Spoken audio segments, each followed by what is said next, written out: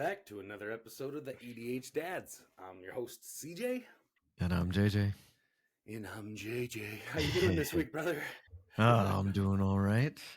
Still moving into our new place here and getting settled in. We changed a custodial schedule to week on, week off, and that How's that means working that. for you? Are you liking that better than half week, half week?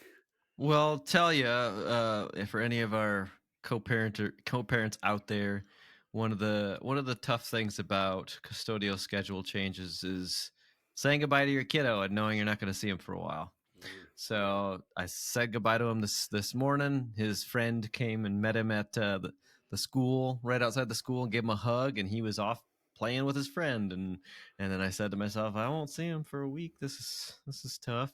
So that's going to be the hard thing. But I guess the one thing I could say too, and in positive response to that, is that I am keeping busy. I have I can finally put our apartment together, and instead of having pictures like all in a row on the floor, they can go up on the wall, and I can get settled in and make it feel more like home. And I get to go on my date, so that's pretty cool too. Yeah, so we're gonna have some fun tomorrow, watching a movie, cooking together, stuff like that. That should be sweet. Yeah, so I'll make the best of the situation and not sit there and be too sad. I'll keep busy and happy. How about you? How you doing, brother? Mm. Brother. Well, it's kind of interesting that you talk about that because we were going to talk about hitting the reset button today. And it sounds like you're kind of in that process of learning what that looks like in this new scenario here. So maybe it'll work out. Maybe, yeah. I mean, one in, I guess, insider thing about our lives is that kiddo, his mom took him to a therapist fairly recently and talked about our schedule and how things are going, and there's been some, I guess, there's been some challenge that we have yet to identify the source of it. And there might not be a specific source that we can point to, but the therapist mentioned that week on, week off might be something that would be helpful for him, and he said yeah to that. Like, my son actually voiced the fact that he thinks that'll be fine. So perhaps there'll be something to it, and instead of going into it feeling anxious and sad, I can be a little bit more hopeful. And honestly, one of the big things too, I think you and our listeners with kiddos with neurodiversity could attest to this, is that once you get into a groove of things, some things just become easier. And if we're not constantly going, I shouldn't say constantly, when we're going back and forth between households throughout the week, I think that keeps our kids in a little bit more state of anxiety. Now, I could just be telling Mhm. myself that story, but honestly, I believe there's something to that. Like, I wouldn't want to do that. I Yeah. wouldn't want to. I mean, I have a hard enough time sleeping on a different mattress every night, for God's sake, and I'm asking my kiddo to jump, in this bed, and then in a couple days he's going to have to go to that other place where the room temperature's different, and the mattress doesn't bounce the same way when he's bouncing on it, even though we told him not to. And yeah, it just looks different for him, even though they are both places of comfort. They're also a new thing or a transition, and neurodiverse people do not, and a lot of neurotypical people don't like to have inconsistencies. So perhaps this is something that makes a lot of sense, and the therapist was trying to identify that for us and suggest some good options. So I'm hopeful. That's interesting to hear you say because I remember one of our first episodes, we were talking about this, like what do we kind of each in our individual households think is the not better, but, healthier or, what do we have more inclination to go with when it comes to that child custodial time. And I grew up in a year with my mom, summers with my dad, and every other holiday. And you're questioning how that affected me, and I was kind of in question of like how you see that Cohen's reacting to such like that half a week on, half a week off, and being so consistent with the change. So I guess we'll have to reconvene in another year here and compare the week on, week off to the half a week on, half a week off, and see where you find the little bits of success there, huh? Well, yeah, I mean, one of the big things about my truth and core values is curiosity, and I want to always remain curiosity and empathetic.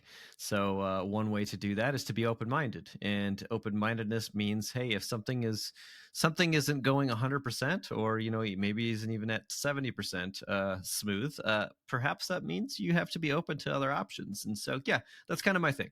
Um, while I might feel comfort and happiness in contentment in this schedule that we've been doing, it could be that my son is acting out at school and having troubles at home getting into homework because he doesn't have the consistent schedule. It's too much this back and forth, and that's causing him anxiety and causing him performance drops. So not saying that's the truth, but it's the open-minded approach, the curiosity part of it that brings possibilities into the picture rather than folded arms and or crossed arms and you know fear of change.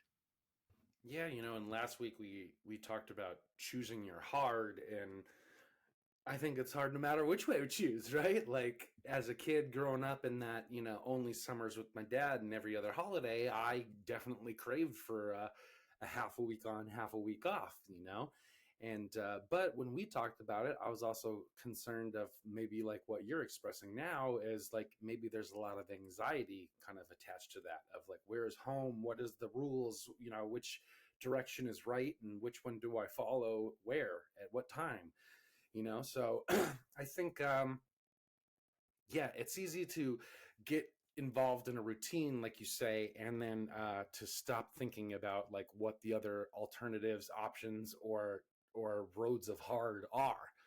And I had so much I wanted to say last week during that episode, and my brain just wasn't working. I was dealing with a lot of a week of no sleep.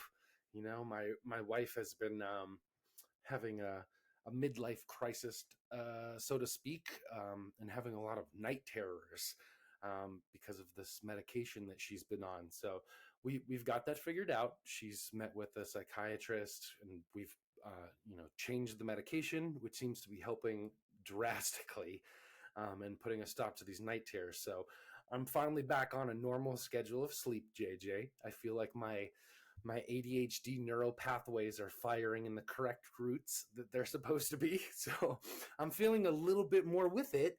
And one of the things that we didn't really get to touch on last week was like hitting that restart button. And how do we, like, once we realize like this hard ain't working and I want to choose a different kind of hard, or I want to explore a different type of technique or strategy in the parenting world, how do we do that? How do we hold ourselves accountable? How do we have grace? How do we forgive ourselves? And how do we have an open heart to be curious about trying something new and out of our realm of safety and security? So I kind of want to like make a whole episode on just that today, because I'm like kind of walking through it right now, brother. Hmm. Trying to hit that restart on all the chaos that's been going on in our lives for the last couple of months here. So I'm curious to hear from you what restarts look like, and how you manage that in your household.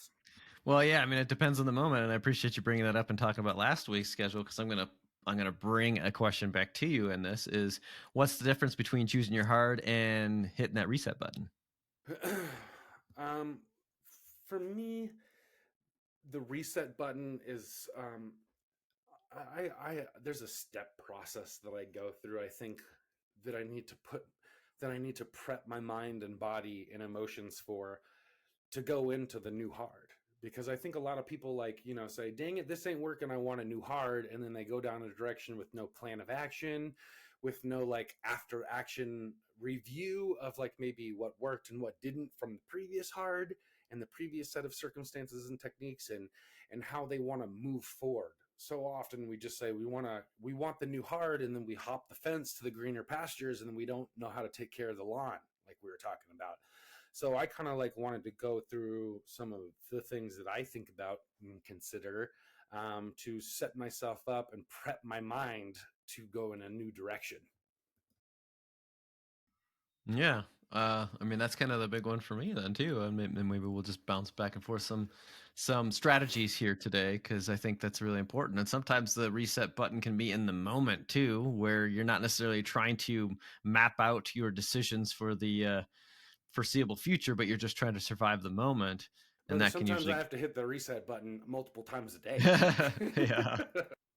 Oh yeah, I mean, when I think of hitting the reset button, like in terms of an emotional reset, right? Like, especially that usually means like when something results in somebody losing their cool, there's an outburst. That's kind of what I think about the reset button. There's a lot that goes into that, and I think it starts with the self. It starts with checking your For sure. ego. Um, but even still, before that, I think a lot of times, we talk about grace on our podcast a number of times, and I think that's usually the first step. And what does that look like in the first step when you're heated and you're struggling?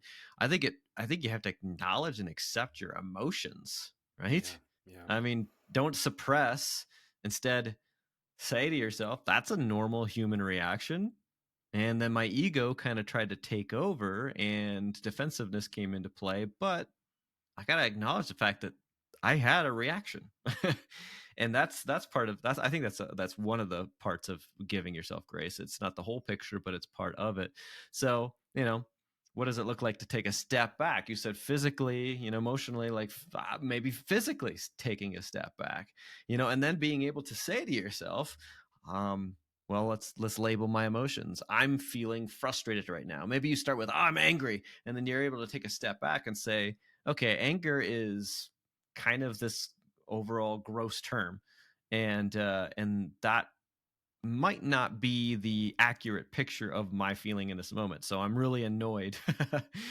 My son is so good with his sounds, constantly making all these different sounds, and sometimes I'm just like, I can deal with this, and other times I'm like working on something. Like this morning, before we took him to school, my work starts before his day of school starts, so that means there's a little bit of an overlap where he's at home, and I've got a lot going on in my work. It's very intense right now, and it's going to be for the foreseeable future. So when he's asking me questions, daddy this, daddy that, and he's making sounds, and I'm like, "Ah, I really gotta focus on this work," like those things annoy me that much faster, and I gotta step back sometimes and say, all right, this is my situation, this isn't going to change.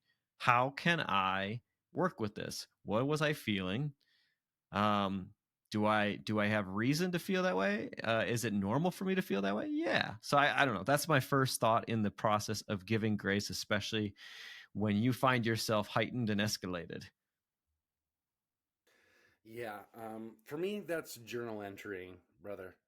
Because I have like four steps that I try to be routine about with a restart. And it starts with a journal entry. Getting all the feelings out, and then the second step is reflecting. So kind of going over that and piecing together like what you say here, like what works, what doesn't.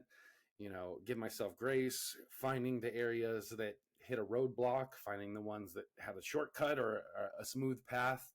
And then my third step is planning, right? Like I have to, what does this new plan of a reset look like? This new hard that I'm choosing?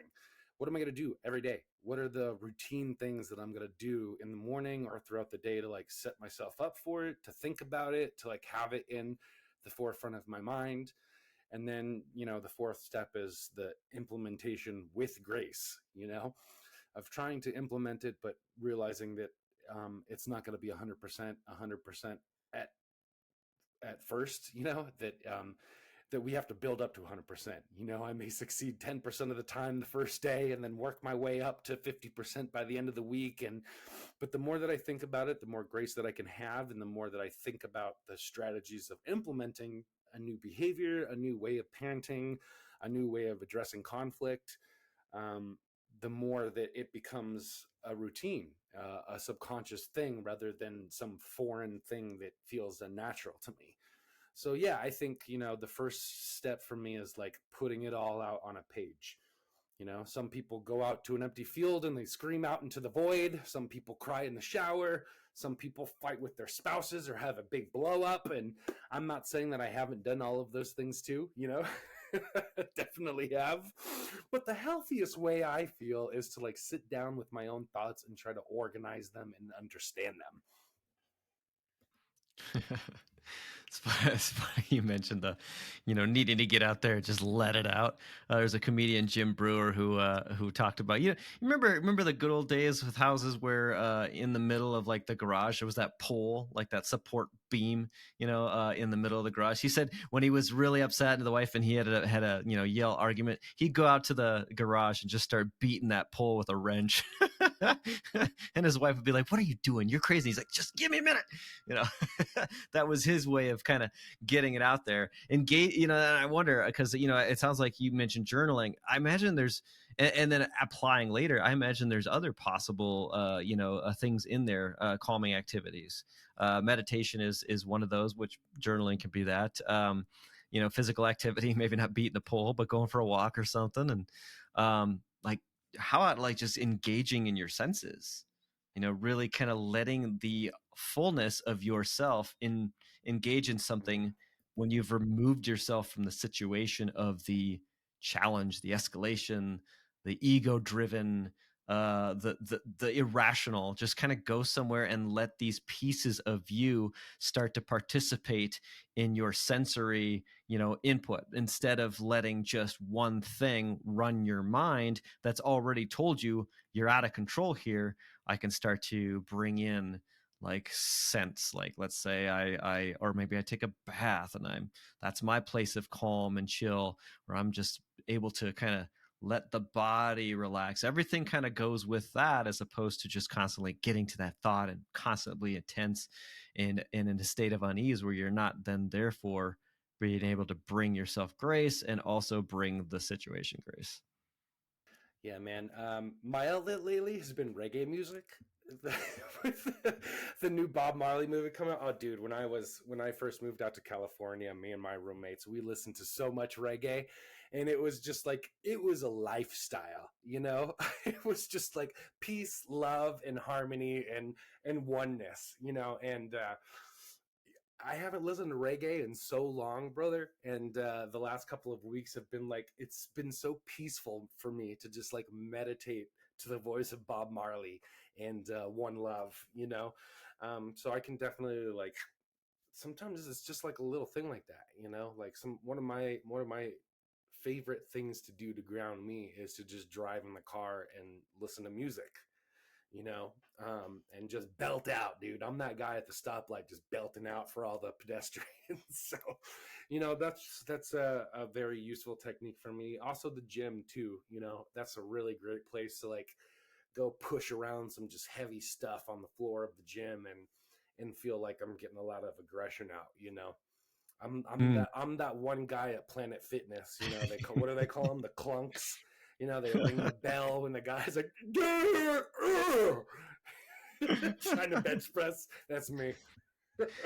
I want to really kind of just like put this out there, and it's not a statement of judgment, but it'll probably come across as that, not of what you said, but you know, I think one of the things that I hear from a lot of people is like, let's say they are in a state of struggle and they're in this cycle. It's like this thing once again is causing me pain, is causing me frustration. Nothing ever goes, like using absolutes in their argument, and they seem stuck. And then perhaps they are offered a piece of advice to, let's say, maybe, well, what do you think about doing yoga, or what do you think about lifting heavy weights? Oh, lifting heavy weights, that's for jocks and idiots who are trying to prove themselves. Or yoga, that's for weak people, that's not for me and stuff. And they get in this mindset.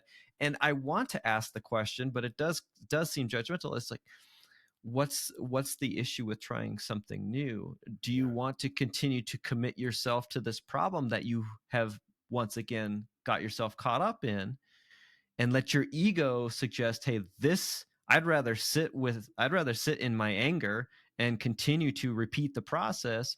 Or do I want to try something new? Well, what about trying something new? Yeah, yoga sounds to you all this time has sounded kind of wacky, but I don't know. Then there's a lot of people who say this yoga is, it's tied to longevity. It's tied to so much like health benefits. What is our situation that is trying to tell us, no, don't do this?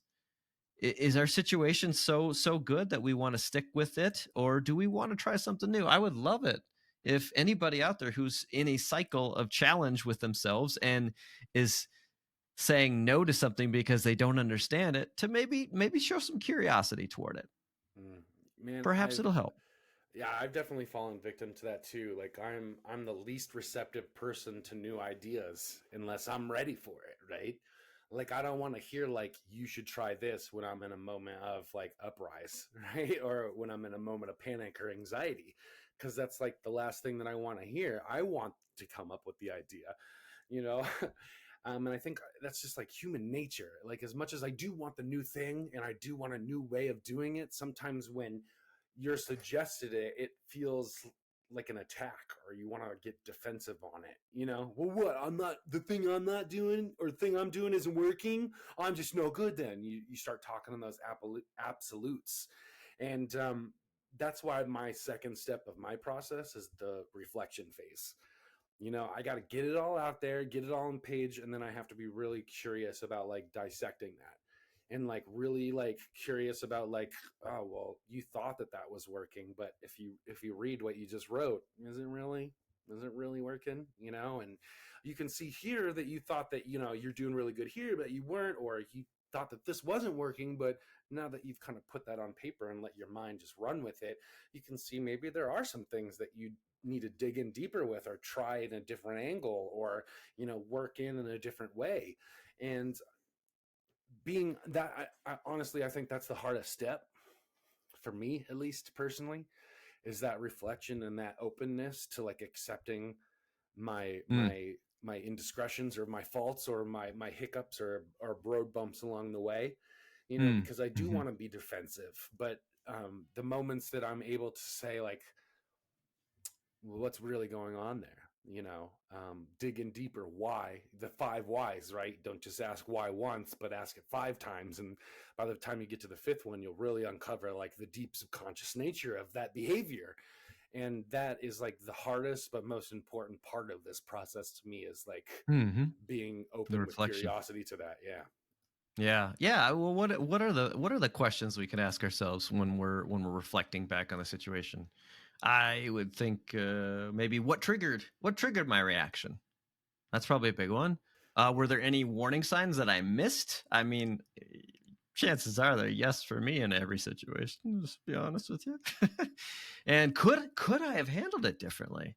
Like all these great questions we can ask ourselves that aren't immediately just a statement of blame against ourselves, but rather an opportunity for us to, evaluate ourselves, evaluate our ability to handle the hard situations, the ego challenges, and pride. Those questions I think are important. I imagine there's plenty others that you've come up with as well, but I think those three for me would really help me to identify the truth of the situation in terms of how I responded. Yeah, and for me, the more defensive that I feel of reading something or reflecting on a past behavior is a good flag for me. Like, this is what needs your attention, you know? So again, when you're in the moment and you're being told by your spouse, don't do that, or why are you doing that? Like it's like this defense raises up in me.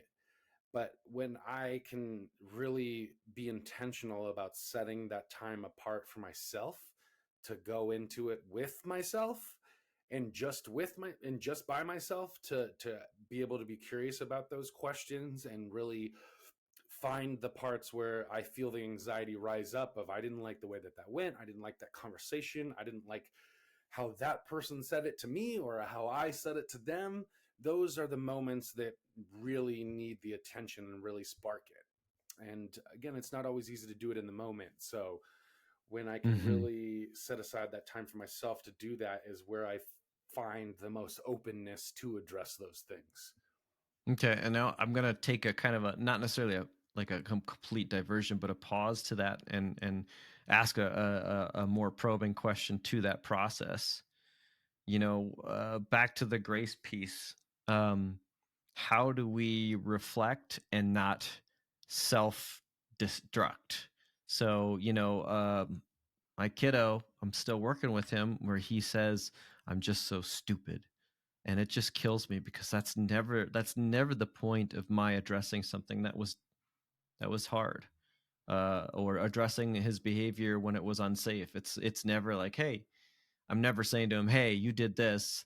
That was wrong. Clearly, you can't figure things out. I've never said that message to him, but sometimes when we talk about it in the reflection thing, people in general can be just, instead of being productive and growing through it, their quick answer or their quick statement about themselves is very negative and hurtful, and it doesn't actually lead them toward growth because they're committing themselves to the idea that they're incapable when they say that. And worse, they're basically saying they're no good. And, when I think about somebody coming to me with an apology over a situation, I see that as an opportunity for growth and growth in the moment. So, how do we reflect and not self destruct? Because I think what I'm trying to say is, leading up to an apology, is a lot of people will walk up to you with their tail between their legs thinking they did everything wrong. Like, you step on the tail of the dog and the dog turns around and goes, oh my gosh, are you okay? I shouldn't have ever done that. Dogs are just like constantly trying to win us over, and they never think that we're ever in the wrong. So somehow they must be in the wrong somehow. I mean, honestly, I don't know. I've never been in a dog's head, but the way they respond sometimes, it suggests that all the wrong is out there and not within ourselves. But we want to make sure that people understand, through the grace we give ourselves, we show the strength and the power of growth. Well, I'm glad you brought that up because I said 4 steps, I meant five. Because I forgot one, man. I forgot the middle step, which is the accountability. Mine is the journaling, the putting it out there, reflection, the accountability, the implementing, and the grace part of it. And accountability, is really important in my household to, yeah, to not self-destruct on the self-defensiveness and all poor me, I'm just a horrible person, the shame aspect of it. Because after I reflect and really narrow down where I think I've went wrong, I it's important to me to bring all the other people in my life in there and get their opinion on it too. And I'm always really pleasantly surprised with my kids, how awful I think I've done with them and how much grace they give me, and they just kind of shrug it off as, it's okay, I still love you.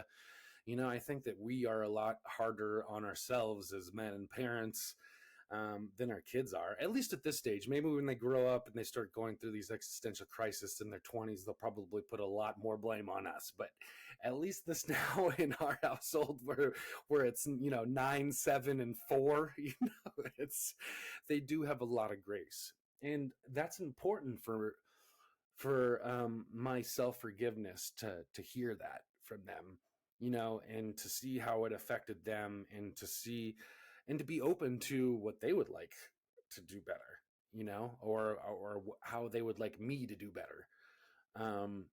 And I think an apology and accountability is a really great way of humbling yourself and setting an even playing field, you know, because, like what we were saying earlier, it's so easy to like fall into a routine, and then you start fooling yourself, right? You're like, well, this works and this doesn't, so I'm always going to use this no matter what the circumstance is because I know it works.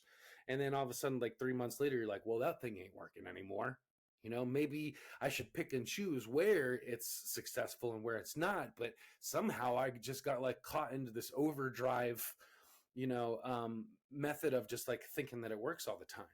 And the accountability for me is a really great way to like reset that playing field to like, listen, I know I've been telling you that I had it right this whole time and that my way's better than yours, but I'm sorry about that. I was wrong about that. And I think that there's a lot of trust that happens in those moments with our kids, that we can say that, and say, what, I didn't have it all figured out. And I would really, really love to hear your opinion on how we can figure it Mm. out together. And I see the confidence that it builds in those conversations, and that Hmm. instilling of the confidence in my kids is ultimately what I'm trying to do as a parent, right? Is what I was trying to do the last 3 months in that routine that I had set myself up for and tricked myself into thinking that it was working, and this is a really good um point of reflection if that is, and what we can do Hmm. different. So that, yeah, that right there is one of the key pieces of, like I said, really humbling yourself and making us all really be in tune to humility. Mm. Yeah. Let's go back and cover like the 6 steps to an effective apology. Something that I first heard back in 2016, Ohio State University study, and I fully stand by what they come up with. The 6 steps are an expression of regret. Explaining what went wrong is 2. 3 is take responsibility. 4 is declaring repentance. 5 is offer to make it up to them. And 6 is asking for forgiveness. Those 6 steps, when practiced to their fullest, really should be showing the person that you've wronged just how truly you want to make it right, and how you recognize, identify the areas that you did go wrong. So we talked earlier about understanding what your triggers are and journaling and stuff like that's the path to creating an effective apology. Because man, buddy and listeners, I did not grow up in an environment where repentance and asking forgiveness was the norm.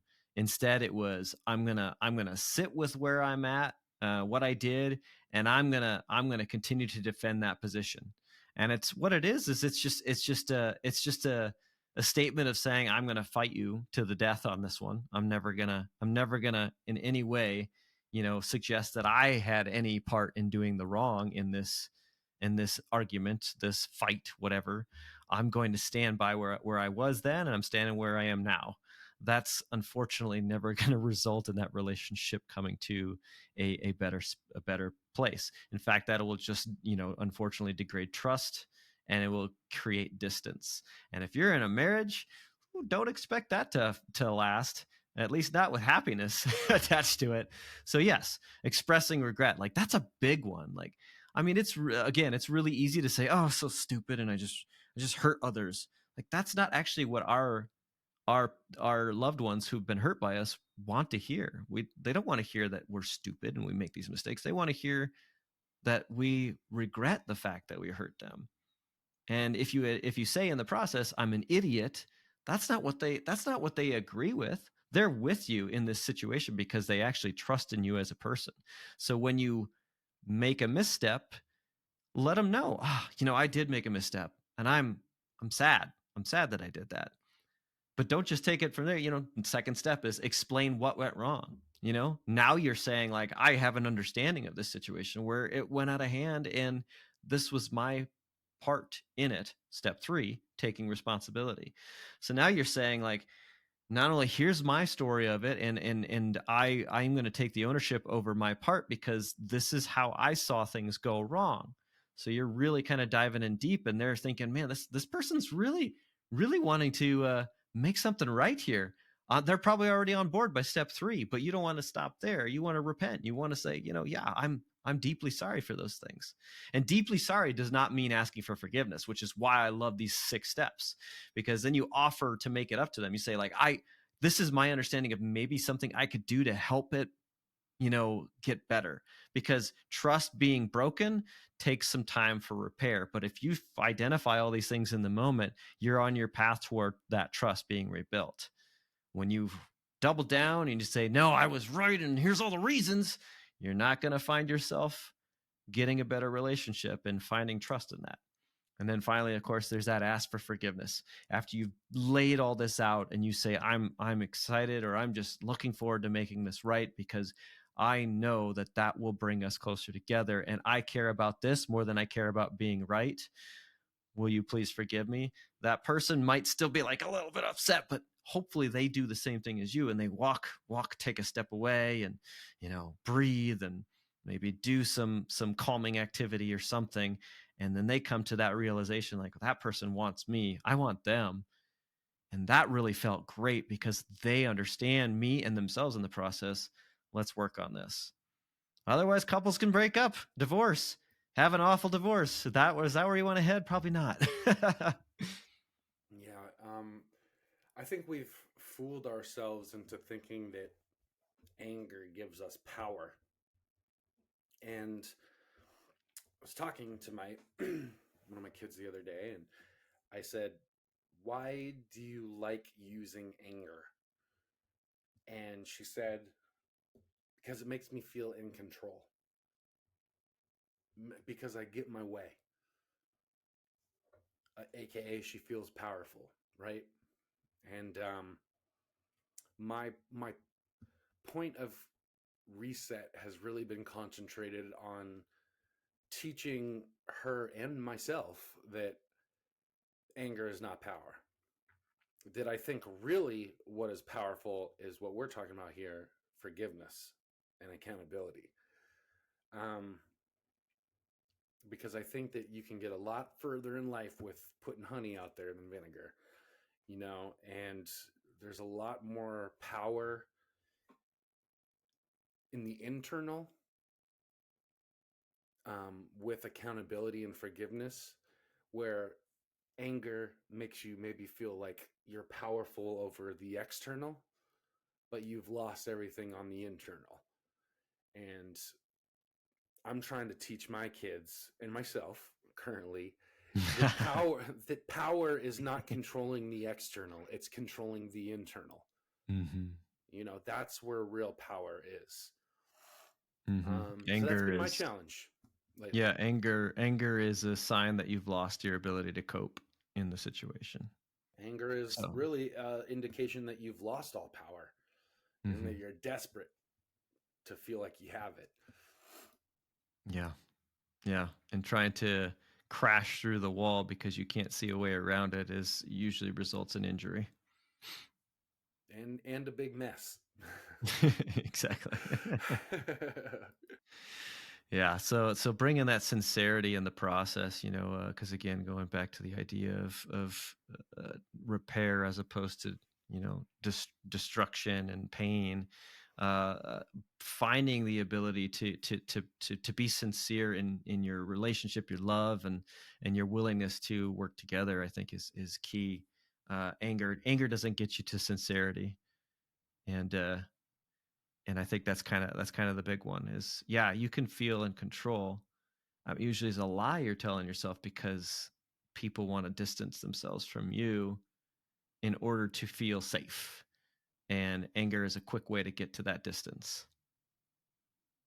It's really remarkable too when we exemplify these calm behaviors, how much it echoes through the rest of the house. You know, um, I was just telling you about that my wife is having these night terrors. We went through, the last few weeks of not much sleep and dealing with all this stuff. And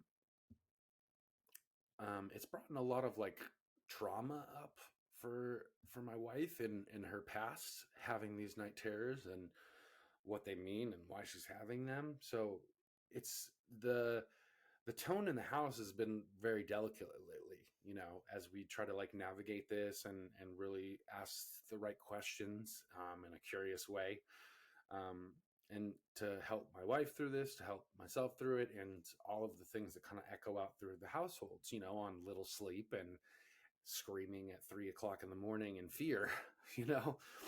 Um, and that was kind of like that turning point that was like, well, that reset button needs to be hit again, like let's think about that, what that looks like.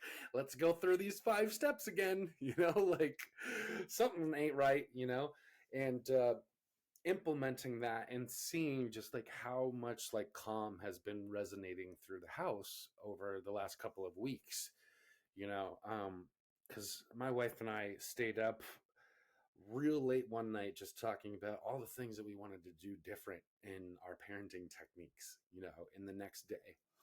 And it's really great. It's also really hard when you have a moment like that where it feels like it's all crashing in on you and like, oh, well, the foundation that we built isn't holding up the walls anymore. Like, we need to start over again, like that can be very hard to like hear all at once and very overwhelming and traumatizing, but there's also like a relief to that too, of like, whew, wow, got that all out and just thought about all that, and now we can start fresh again.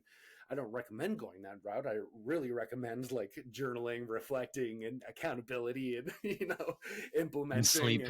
and sleep. Yeah, exactly. But life doesn't always happen like that. Sometimes these reset moments hit us at 3 o'clock in the morning out of fearful screaming and trauma. And we have to be open to like resetting with that too. But you know, going into like planning on like, well, when we get this kind of response from the kids, or when we get this kind of displays of behavior, let's try this rather than the default mode.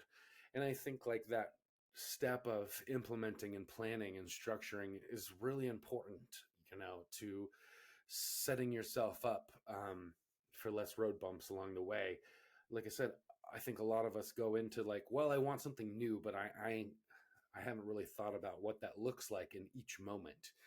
And for us to really go through and say, she's been saying this a lot lately. Next time she says that, let's try this, or let's plug into this rather than saying no, but, or but you have to, or this is why, or whatever. And just like really surrendering to the present in those moments, I have just seen such a wonderful turnaround, with our kids' responses, with my ability to respond to those responses.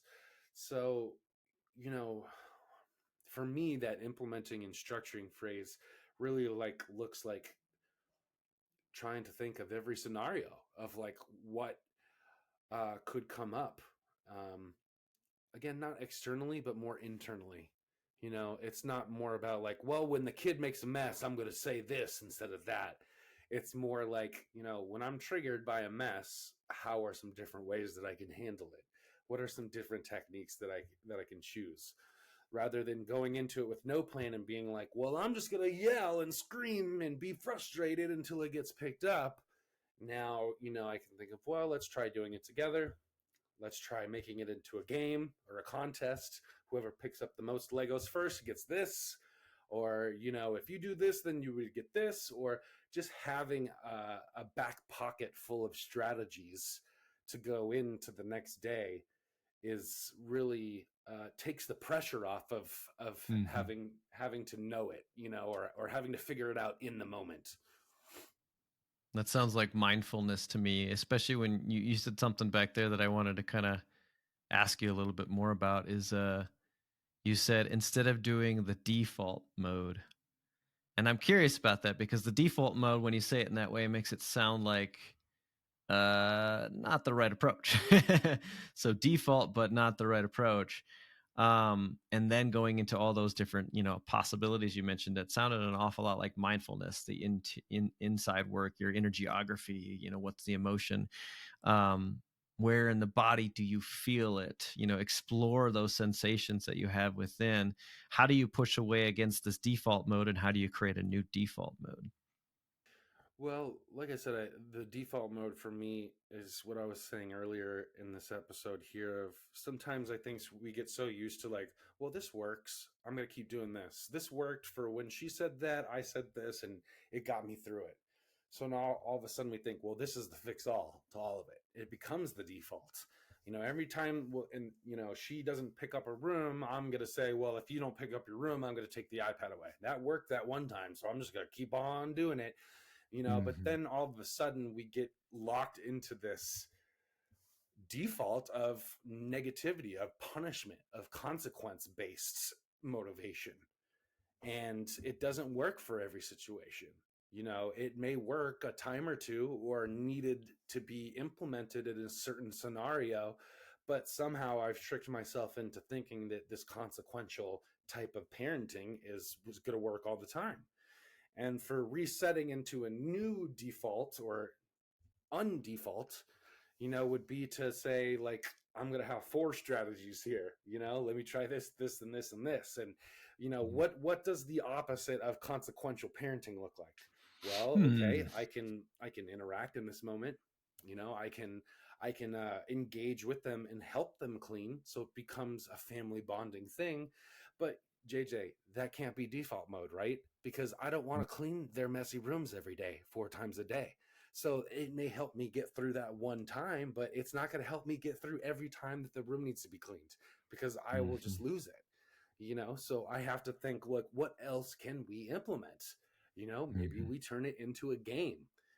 Whoever picks up the most Legos wins dessert or a snack or a piece of candy. Or whoever can bring me the most books under your bed and organize them the right way, will get extra screen time. Or it becomes a more positive reinforcement based type of parenting. So, and I just seem to I need this reset button every so often, brother, because like Mm. my mind wants to trick me into thinking, well, this works, so this should be the default. This is always going to work. You've got parenting figured out. A+ for you. You figured out the secret sauce, but it's never that Mm. easy, brother. We always need to be open and curious about new techniques and new ways of doing it for when these new scenarios and new evolutions of growing up and parenting and what they look like. Yeah. Okay. Well, then let's flip it to the other side of things, because usually we talk about doing these walking away, these breathing exercises, all these things when Which we're work, when but yeah, not all yeah. the time. When we're heightened though, when we're experiencing stress, what about when we how about when we journal when something went well? What about, and I'm not talking about like, well, we applied this last time, we'll apply it again this time, but like, giving that power again to the positive when something's going really really well, and we don't have to pay attention to one specific infraction, but instead pay attention to the situation as a whole. Let's take a mental picture, and now let's try and write down all of our thoughts, all of our observations about the situation, what's working here. And then you can really kind of go about, dare I suggest, the idea, probably a little bit of speculation on the part of others, in the situation, but start to create that picture, a story of that picture in your head, to then be able to identify why things are going well, and why it's important to identify the things leading up to a successful moment. Yeah, that's a good question, because it kind of rolls us into the last part of this my process, that grace, that forgiveness, and that checking in, because as I'm experimenting with new techniques and strategies, and some of them are working and some of them are not, I feel it's really important to be consistent about, like you said, bringing the other perspectives and experiences into that. Not just saying, well, Coley, that worked. Again, A+ for parenting. You figured out the secret juice. I really haven't, unless I can go back to my kids and go, so what did you think about that? And how did you feel? And that is what I think is really helping with the longevity of the calm in our house at this moment, is being able to like reflect, every day, like be willing to hit that reset button with the kids during every situation. Like, hey, there was no yelling today. How did that make you feel?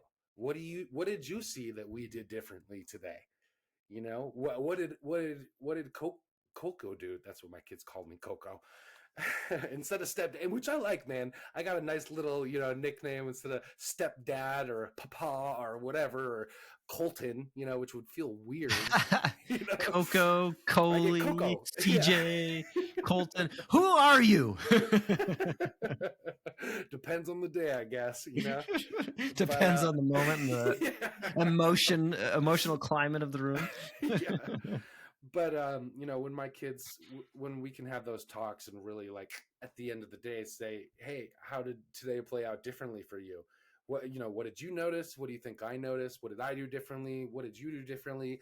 And how can we carry this on till tomorrow? I think is like, that's the secret sauce to making, like I said, the longevity of this new routine and the calmness last longer. Now, is it going to be forever? No, because that's what we're talking about here. You got to be willingness to adapt and evolve, brother. So, Hmm. but I think the more consistently we can do this, not only are we able to, take in different experiences and perspectives, but I think we're also able to create a lot of trust and autonomy with our kids in the process of that as well. Hmm. And I just want to add on to that too is I know I've heard it in myself, I've heard it in you, I've heard it with other people I've talked with that when things are going well, I hear ourselves not giving ourselves enough praise. So it'll be something like, "Yeah, you really did that well." "Yeah, but, and then you just completely deflate the praise given to you and the praise Mm, received. mm, And mm, and that's one thing that I really would like to change about anybody's perspective. I know that I've suffered from that for so long where I don't give myself enough credit for what I did well. Instead, I think about the thing that's not even happening in this moment that I did previously to yeah, try and yeah, take away from the possible growth and the learning that I did in this moment. Because I heard something recently, and I'm going to apply it in a different way here, but I think it matters. Um, the example that I heard was when you go through a breakup, you're broken. No, that situation broke. You are not a broken person. You are capable. That situation that you experienced was the broken part that broke. So being able to rid yourself of the shame and give yourself the positive power that does exist within and taking a goddamn compliment because it actually is legit and being proud of that I think is important. I had a question asked of me on a like basically a survey recently, and it said, uh, how can you be your best self or something like that. And I said, I am living. Oh no, how can you live your best life? And I said, I am living my best life. I'm not perfect, and there's plenty of things that I could be doing better. Right now, I'm living my best life, and I'm going to continue to pursue something greater for myself and for the people that I love. And that's not, again, not a boastful thing, but a recognition of the work that I put in every day and the great life that I envision on a regular basis. You're always going to have to work. You're always going to experience adversity, but you don't need to let the adversity tell you that no, adversity is you. Instead, I'm dealing with adversity because I have been through all these things in my life and I continue to strive for something great. I'm not the broken part. I experienced some brokenness. what this makes me think of is probably gonna say the pronunciation wrong. Kintsugi. Have you ever heard of that? It's I think these. you just, I think you just, I think you just talked about like spitting something out of your mouth, a loogie. It's these Japanese bowls that when they're like made out of porcelain or ceramic, and when they break, they don't discard the bowl. They take gold and they meld it back together, and it becomes this one beautiful ceramic bowl. Is now it kind of I think has more beauty to it and uniqueness to it because it's fallen, it's broken into several pieces, and they use this gold lacquer to glue it back together. So it becomes something new and different and takes on a different beauty. And that's what's just making me think of this because we all have the power to break things, right? Like, but we also have this power to fix them and to protect them. And we won't always be protectors and we won't always be fixers. And but that also means we won't always be breakers. We won't always be broken. And I think that there is a lot of beauty that can come from putting something back together with care and curiosity and attentiveness. So I Kintsugi, Kintsugi. I know I don't know I don't speak Japanese, but that concept and that form of art and culture has really always spoke to me and makes me reflect on that as you speak about this now. So just had to throw that out there. Random thoughts of an ADHD dad. That's funny. Yeah, I mean, there's obviously a difference between saying, like if somebody says to you like, "Oh, you think you're living your best life, you're just fooling yourself." You think of everything as sunshine and rainbows. Well, is that their problem, or is that the person who's suggesting the cynicism in that statement? Is it that it's their problem, not the person who they're trying to suggest has a problem by not seeing, oh, the brown grass and not the green grass or something like that. There's still brown grass, there's still dying things and stuff. I mean, granted, you wouldn't say like, yeah, Jimmy, he loves to crash into other cars. That makes him happy. Let him live his best life.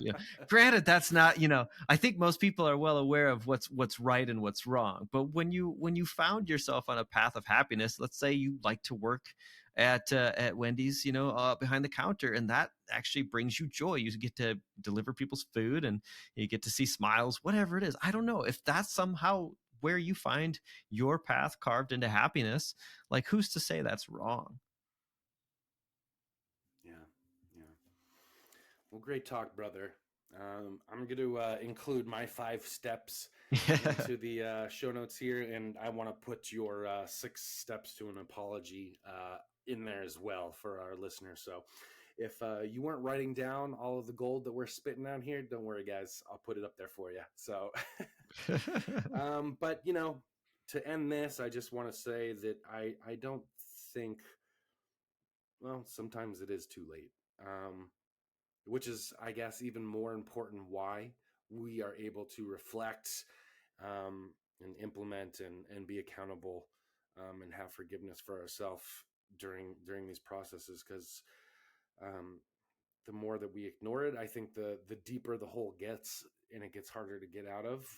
But the more that we are open to hitting this reset button and thinking of a new way. Oh, look at that. Just as we're ending the episode, little man comes in ready to start making trouble. There he is. Giggling his way up into your lap. You want to say the outro today, Bubba? Can you say, thanks for listening to the ADHDads? Say it. Don't get shy now. You came in here. Well, guys, thanks for listening to another episode of the ADHDads. I'm CJ. I'm JJ. Say I'm Caden. And this is Caden. Hope to hear you next time, guys. Hope you got a lot out of today's episode, and hope you tune in next week. All right, we'll see you next time.